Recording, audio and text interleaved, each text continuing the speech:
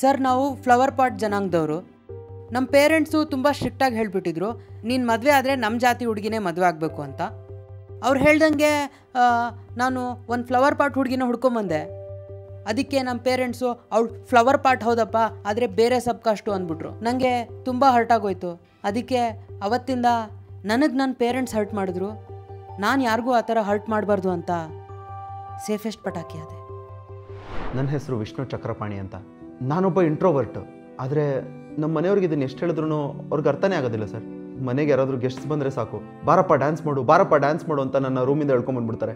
ನನಗೆ ಗೊತ್ತಿರೋದು ಒಂದೇ ಡ್ಯಾನ್ಸು ಸರ್, ಅದು ಸುಮ್ಮನೆ ತಿರ್ಗೋದಷ್ಟೇ. ಅದನ್ನು ಸ್ವಲ್ಪ ಹೊತ್ತು ಮಾಡಿ ನಾನು ರೂಮ್ಗೆ ಓಡೋಗ್ಬಿಡ್ತೀನಿ. ನನಗೆ ಡ್ಯಾನ್ಸ್ ಮಾಡೋಕ್ಕೆ ಇಷ್ಟ ಇಲ್ಲ ಅಂದ್ರೂ ನನ್ನ ಕರ್ಕೊಂಬರ್ತಾರೆ ಸರ್. ನನ್ನ ಕಷ್ಟ ನಾನು ಯಾರಿಗೆ ಹೇಳಿ? ಆಟಮ್ ಬಾಂಬ್ ಫ್ಯಾಮಿಲಿ ಸರ್ ನಮ್ಮದು. ಹಿರೋಶಿಮಾ ನಾಗಸಾಕಿಲಿ ಎಕ್ಸ್ಪ್ಲೋರ್ಡ್ ಆಗಿದ್ದು ವಂಶ ನಮ್ಮದು. ಆದರೆ ಈಗ ನೋಡಿ ರೋಡಲ್ಲೂ ಹತ್ತಿಸ್ತಾ ಇರ್ತಾರೆ ನಮ್ಮನ್ನು. ಒಂಚೂರಾದರೂ ಮರ್ಯಾದೆ ಬೇಡವಾ? ಅದಕ್ಕೆ ನಾನು ಏನು ಮಾಡ್ತೀನಿ ಗೊತ್ತಾ, ನನ್ನ ಹತ್ರ ಹತ್ಸಕ್ಕೆ ಬರ್ತಾರಲ್ವಾ, ಅವಾಗ ಹತ್ಕೊಂಡಿದ್ದೀನಿ ಅಂತ ಚಮಕ್ ಕೊಡ್ತೀನಿ. ಓಡ್ತಾ ಇರ್ತಾರೆ ಹೆದರ್ಕೊಂಡು.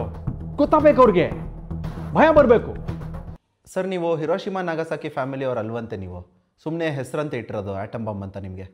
ಹಾಂ, ಹೌದು ಸರ್, ನೀವು ಅಡಾಪ್ಟೆಡ್. ನೀವು what? My whole life has been a ಲೈ.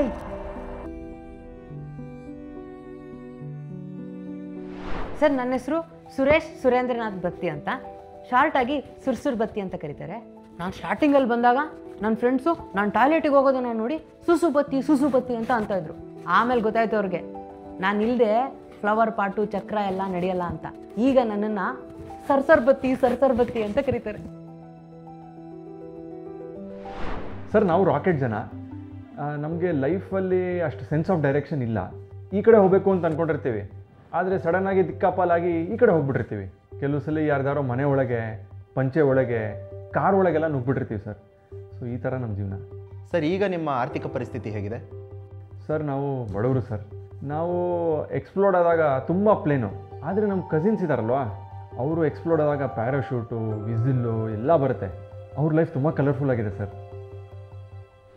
ದೀಪಾವಳಿ ಟೈಮಲ್ಲಿ ನನ್ನಂಥ ಚಿಕ್ಕವನ್ನ ಬರೀ ಬಿಜ್ಲಿ ಪಟಾಕಿ ಹೊಡೆಯೋದಕ್ಕೆ ಕರ್ಕೊಂಡು ಹೋಗ್ತಾರೆ ಸರ್. ಆದರೆ ನಮ್ಮ ಅಣ್ಣನ ಆಟಮ್ ಬಾಂಬು, ಲಕ್ಷ್ಮಿ ಪಟಾಕಿ ಇದೆಲ್ಲ ಹೊಡೆಯೋದಕ್ಕೆ ಕರ್ಕೊಂಡು ಹೋಗ್ತಾರೆ. ನನಗೆ ಆ ಪಟಾಕಿನ ಹೊಡೆಯೋ ಅರ್ಹತೆ ಇಲ್ವಾ?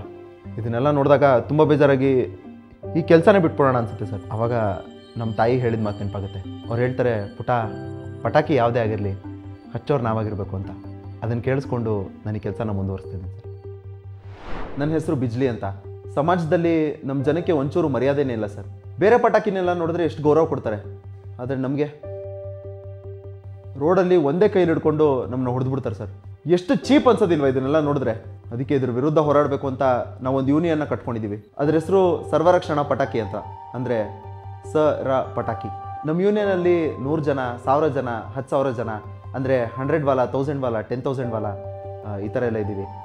ಇವಾಗ ನಮಗೆ ಸಮಾಜದಲ್ಲಿ ಸ್ವಲ್ಪ ಗೌರವ, ನಮ್ಮನ್ನು ರೋಡಲ್ಲಿ ನೋಡಿದ್ರೆ ಸ್ವಲ್ಪ ಹಿಂದೆ ಸರಿಯೋದು, ಈ ಥರ ಎಲ್ಲ ಮಾಡ್ತಾಯಿದ್ದಾರೆ ಸರ್. ಸೊ ಈ ಯೂನಿಯನ್ನಿಂದ ನಾವು ತಕ್ಕ ಮಟ್ಟಿಗೆ ಖುಷಿಯಾಗಿದ್ದೀವಿ.